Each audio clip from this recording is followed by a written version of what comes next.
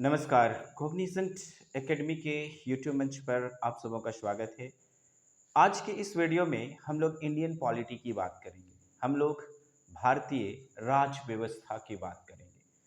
तो जैसा कि आप सबों को मालूम है कि हमारा देश जो है वर्षों तक गुलाम रहा।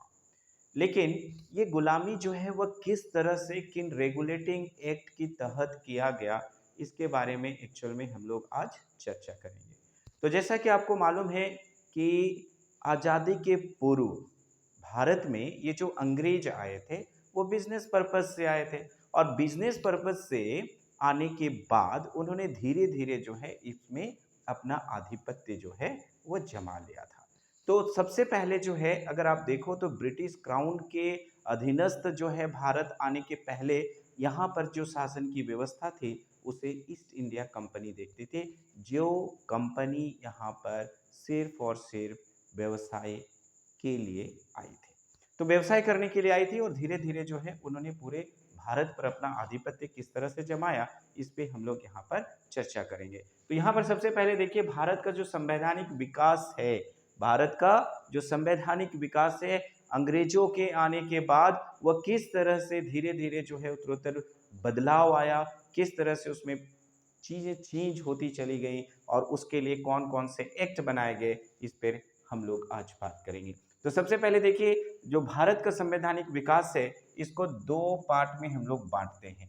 पहला जो है इसको हम लोग बोलते हैं ईस्ट इंडिया कंपनी के अंतर्गत, यानी कि जो पहला शासन हमारे देश पे जिन्होंने किया वह अंग्रेज जो है वह एक कंपनी के माध्यम से आए थे, उसको हम लोग बोल रहे थे ईस्ट इंडिया कंपनी। तो ईस्ट इंडिया कंपनी ने जब यहाँ पर अपना आधिपत्य जमा लिया तो आधिपत्य जमा करने के लिए, आधिपत्य जमाने के लिए उन्होंने क्या किया कि कुछ रेगुलेटिंग एक्ट बनाए। तो यहाँ पर देखिए सर्वप्रथम जो रेगुलेटिंग एक्ट इन्होंने बनाया वह 1773 ईस्वी में बनाया। तो ये सवाल पूछा जाता है कि ईस्ट इंडिया कंपनी ने जो पहली रेगुलेटिंग एक्ट बनाई वह कब बनाई, तो कब बनाया गया था 1773 ईस्वी में। उसके बाद धीरे धीरे जो है समय दर समय जो है उसमें कुछ बदलाव आते गए और उस एक्ट में जो संशोधन किया गया उसके लिए जो मीटिंग रखी गई और अलग अलग एक्ट बनाए गए, तो उसकी ईस्वी जो है आपको पूछी जाती है। तो यहाँ पर देखिए जो रेगुलेटिंग एक्ट है सबसे पहले जो ईस्ट इंडिया कंपनी की आई थी, कब आई थी 1773 ईस्वी में। उसके बाद देखिए पिट्स इंडिया एक्ट जो है ये कब आई, है ना, पिट्स इंडिया एक्ट जो है कब आई ये सवाल पूछा जाता है। तो पिट्स इंडिया एक्ट जो है वह 1784 में आई। तो यहाँ पे देखिए 1773 से 1784 आने में 11 वर्षों का समय लगा। 1773 यहाँ पे 17 जो 83 है उसमें आपको 1 ऐड करना है। तो यहाँ पे देखिए रेगुलेटिंग एक्ट जो है सबसे पहले आया 1773 ईस्वी में, एंड देन आफ्टर जो है पिट्स इंडिया एक्ट जो है वह कब आई, ठीक 11 वर्षों के बाद 1784 ईस्वी में। इसके बाद आप देख रहे हैं कि जो चार्टर्ड एक्ट आया वो आया 1793 ईस्वी में, फिर चार्टर्ड एक्ट आया 1813 में, फिर चार्टर्ड एक जो है 1833 में आ रहा है और चार्टर एक जो है वो 1853 में। तो यहाँ पर ये सारे के सारे जो शासन हैं ये किसके अंतर्गत थे, तो ईस्ट इंडिया कंपनी के अंतर्गत थे। तो ईस्ट इंडिया कंपनी के अंतर्गत सबसे पहला जो रेगुलेटिंग एक्ट है 1773 में आया, दूसरा पिट्स इंडिया एक्ट आया 1784 में, फिर चार्टर्ड एक्ट जो है 1793, 1813, चार्टर्ड एक्ट 1833 और 1853। तो यहाँ पर एक पहला इंपॉर्टेंट है कि कब आया 1873, अंतिम वाला एक्ट जो है कब आया, ईस्ट इंडिया कंपनी का अंतिम एक्ट जो है कब आया, तो 1853 ईस्वी में। ये दो जो है काफी अहम सवाल हैं, तो इसको आपको याद रखना है। 1773 और 1853 जो है चार्टर्ड एक्ट 1853 जो कि अंतिम हो गया। अब यहाँ पे देखिए जो दूसरा है ये है ब्रिटिश क्राउन के अंतर्गत। ये जो भारत की जो शासन प्रणाली है वह पहले जो है ईस्ट इंडिया कंपनी के अंतर्गत थी और बाद में, ठीक है, ये स्थापित किया किसने, ब्रिटिश क्राउन के अंतर्गत आ गया। अभी ब्रिटिश का जो क्राउन है ना, जो राजघराना था वो शासन चलाने लगा यहाँ पर। तो ब्रिटिश क्राउन के अंतर्गत जो है भारत शासन अधिनियम पहले बार जब आया वो कब आया, 1858 ईस्वी में। यहाँ पर देखिए भारत शासन अधिनियम नाम है, लेकिन जब ये विरोध होना शुरू हुआ कि अरे आप तो बिजनेस पर्पज से आए हो, आप शासन के लिए अधिनियम बना रहे हो, तब उन्होंने जो है बाद में 1861 ईस्वी में उन्होंने उसका नाम चेंज कर दिया और क्या कर दिया, भारत परिषद अधिनियम। और ये कब हुआ, 1861 ईस्वी में। फिर आप देखिए भारत परिषद जो अधिनियम है 1892 में आया। फिर भारत परिषद अधिनियम जो है 1909 ईस्वी में आया। फिर यहाँ से देखिए नाम इन्होंने चेंज कर दिया और क्या कर दिया, शासन, क्योंकि तब तक जो है भारत पर पूरी तरह से अंग्रेजों का शासन बन गया था और वो पूरा का पूरा जो है भारत ब्रिटिश क्राउन के अंतर्गत चलाया था। तो उन्होंने भारत शासन अधिनियम 1919 में ले आया।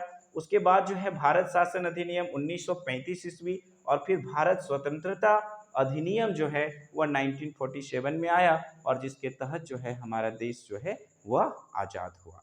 तो यहाँ पर देखिए इस पूरे के पूरे रेगुलेटिंग एक्ट में, है ना, अगर कहीं पर भी कोई भी शासन अगर आप चलाएंगे तो उसके लिए कुछ कानून होना चाहिए। जैसे अगर हम लोग देखें आज का कानून जो है हमारे देश में वह भारतीय संविधान के अंतर्गत है। तो भारतीय संविधान में जो लिखी गई तथ्य हैं उन्हीं के हिसाब से पूरी की पूरी शासन जो है वह चलती है हमारी। उसी तरह से जब अंग्रेजों ने शासन किया, चाहे वह ब्रिटिश क्राउन के अंतर्गत हो या ईस्ट इंडिया कंपनी के अंतर्गत हो, सबों के अपने अपने एक्ट थे। अब यहाँ पर हम लोगों को महत्वपूर्ण जानकारी जो है वह क्या क्या है, इन पूरे एक्ट में जो है क्या क्या अधिनियम आए, क्या चेंजेस आए और कौन कौन से सवाल जो है आपके एग्जामिनेशन में पूछे जाते हैं, उसके बारे में हम लोग यहाँ पर चर्चा करेंगे। पहला देखिए, ये जो रेगुलेटिंग एक्ट आया था 1773 ईस्वी में, उसमें एक बहुत अहम फैसला लिया गया था। और अहम फैसला क्या लिया गया था कि भारत में जो है एक कोर्ट होना चाहिए, एक सुप्रीम कोर्ट की स्थापना जो है वह किया जाए। ये जो व्यवस्था है, ठीक है, इसमें अगर किसी तरह का कोई भी समस्या है या कोई भी, ठीक है, कानून को तोड़ा है तो उस कानून के तहत जो सजा दी जाएगी उसके लिए सुप्रीम कोर्ट की व्यवस्था करी गई। सबसे पहले रेगुलेटिंग एक्ट 1773 में ही इसका विचार कर लिया गया था।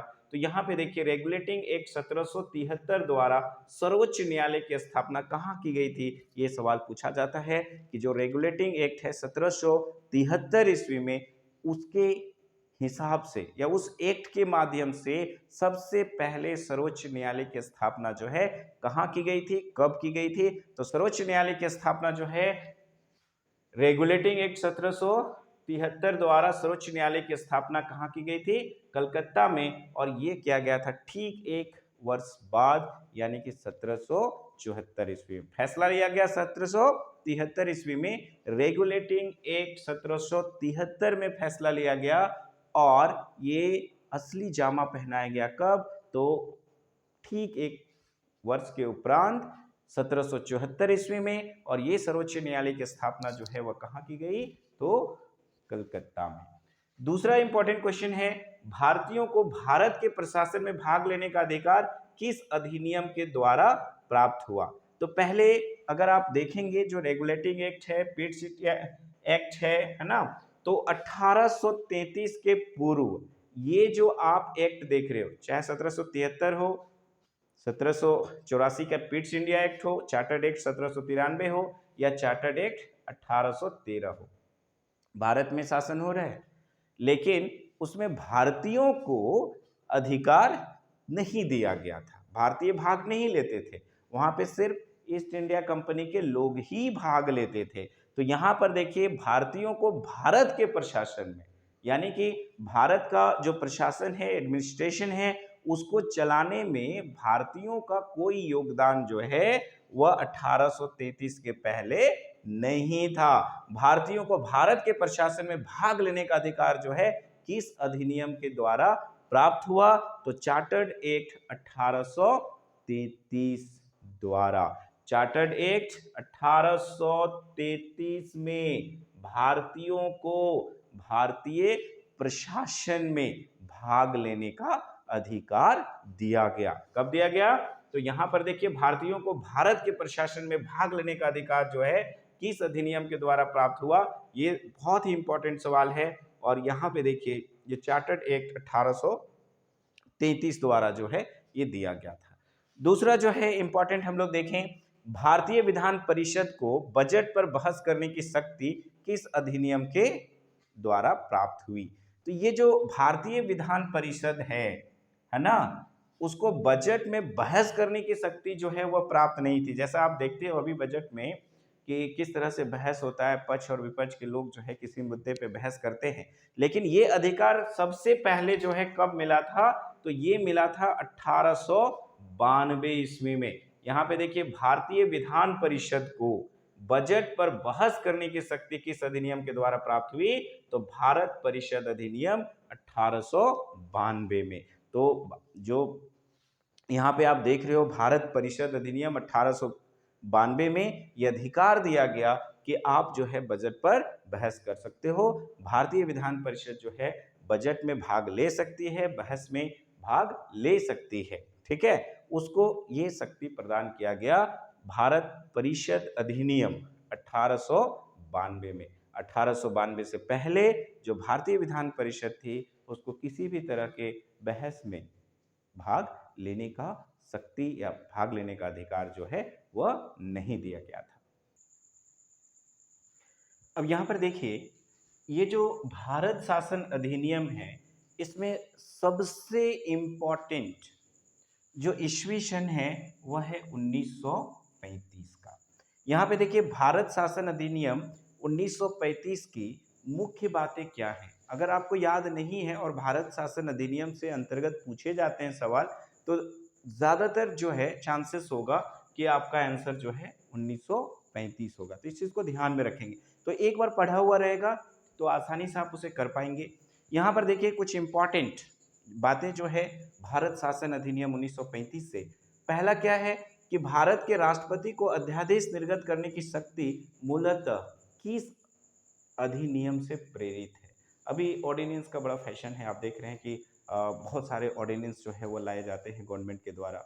तो ये जो अध्यादेश है वो कहाँ से प्रेरित है? आपको पता है, ये भारत शासन अधिनियम 1935 से प्रेरित है। ये ब्रिटिश क्राउन जो है उसके अंतर्गत जब शासन चलता था इंडिया में, इंडिया पूरी तरह से जब गुलाम था ना, तो उस समय ये अध्यादेश लाने की प्रावधान जो है वह की गई थी। और कब किया गया था? तो भारत शासन अधिनियम जो है 1935 में, और इसी से प्रेरित होकर भारतीय संविधान में ये अध्यादेश लाने का प्रावधान जो है उसको सम्मिलित किया गया है। तो भारत शासन अधिनियम 1935 से प्रेरित है। ये राष्ट्रपति के द्वारा जो अध्यादेश लाया जाता है, निर्गत किया जाता है, ये शक्ति जो है वह कहाँ से प्रेरित होकर बनाई गई है? तो भारत शासन अधिनियम 1935 से।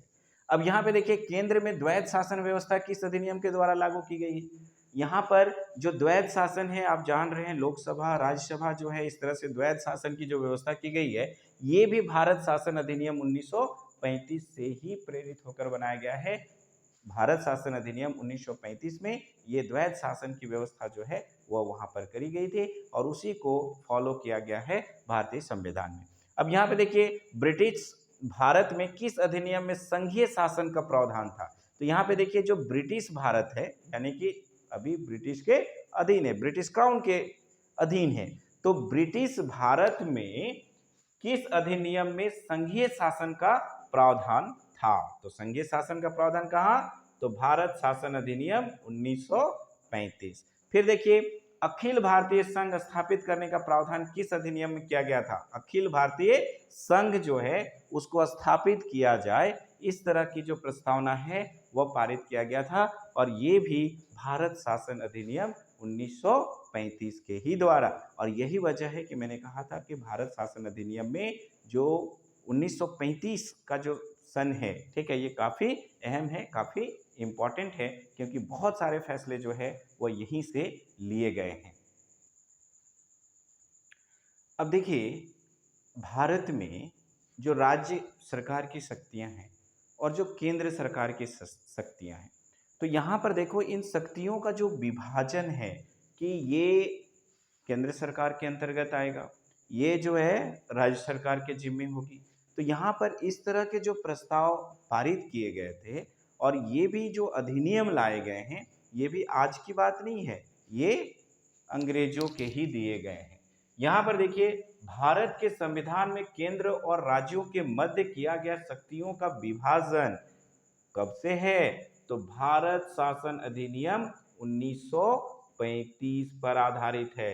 तो ये जो भारत शासन अधिनियम है 1935, उसी में ये परिकल्पना की गई थी कि ये जो भारतवर्ष है वो छोटे छोटे राज्यों में विभाजित होगा और राज्यों की शक्तियां ये होंगी, केंद्र की शक्तियां ये होंगी। इन दोनों की शक्तियों का एक बंटवारा जो है वह किया जाएगा और ये बंटवारा का प्रस्ताव जो है, इस बंटवारे का जो नियम है ये कब लाया गया था? तो भारत शासन अधिनियम 1935 में। इसीलिए भारत शासन अधिनियम 1935 जो है हमारे लिए बहुत ही इंपॉर्टेंट है। एक तो राष्ट्रपति का जो ऑर्डिनेंस लाने का नियम है वह भी वहीं से लिया गया है, भारत शासन अधिनियम 1935 से, जिसका जिक्र मैंने किया है। और यहाँ पर देखिए, जो भारत के संविधान में केंद्र और राज्यों के मध्य किया गया शक्तियों का जो विभाजन है, ये भी भारत शासन अधिनियम 1935 पर ही आधारित है।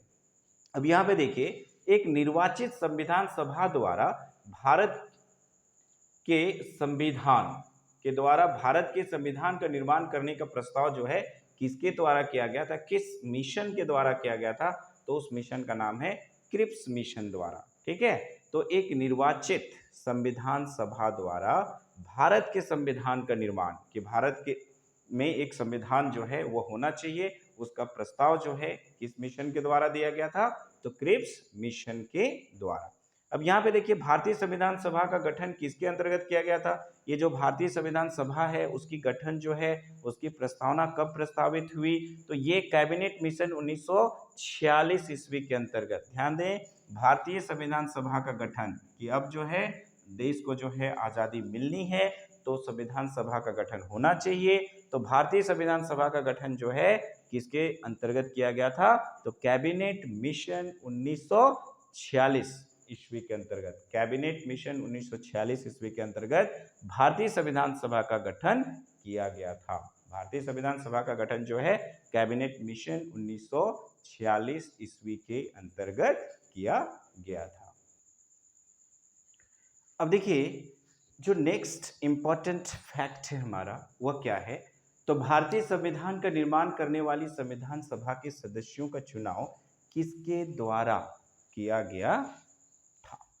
ये जो भारतीय संविधान सभा है, ठीक है, तो संविधान का निर्माण करना है, तो यहाँ पर भारतीय संविधान का निर्माण करने के लिए जो संविधान सभा का सदस्य होगा, ठीक है, तो उसका चुनाव कौन किया?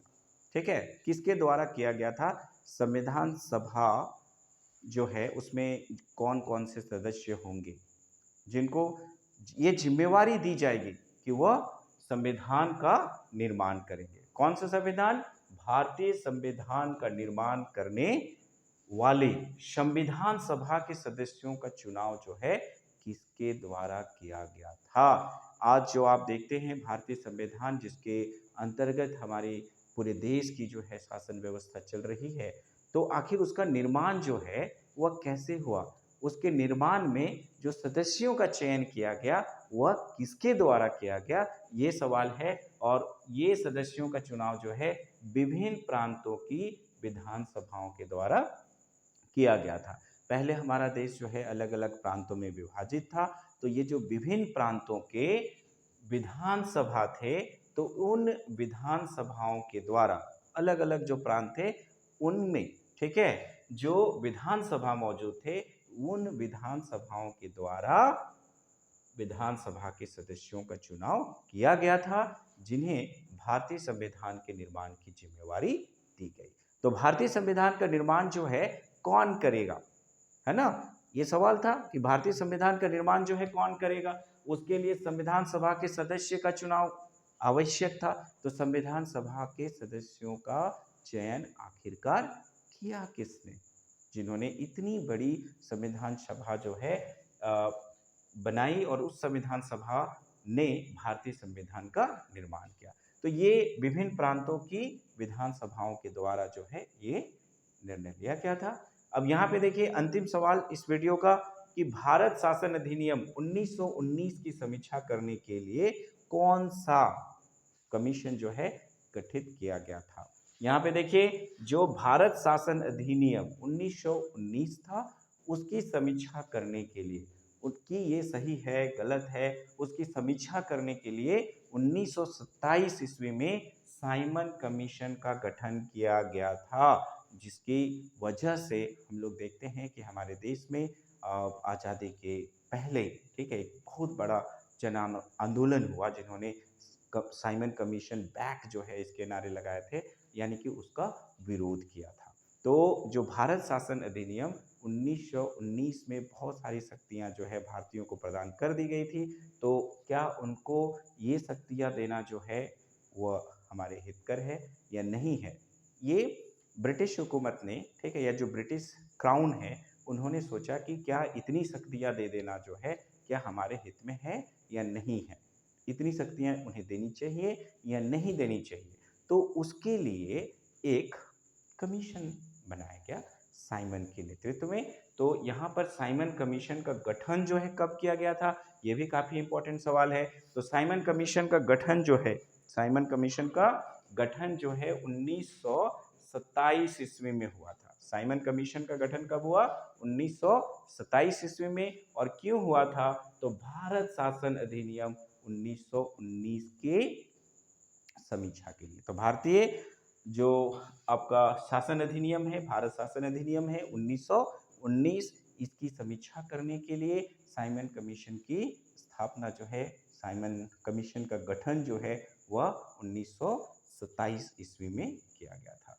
तो इंडियन पॉलिटी से इतना ही पहले वीडियो में। इसको हम लोग कंटिन्यू करेंगे अगले वीडियो में, जब हम लोग भारतीय संविधान के बारे में बात करेंगे कि भारतीय संविधान में क्या क्या है, कितने दिनों में पूर्ण हुआ, कौन कौन अध्यक्ष थे, ठीक है, किनकी महत्ता है, ठीक है, इस पूरे के पूरे संविधान को बनाने में। उन सभी विषयों पर हम लोग चर्चा करेंगे अगले वीडियो में। तो इस वीडियो में इतना ही।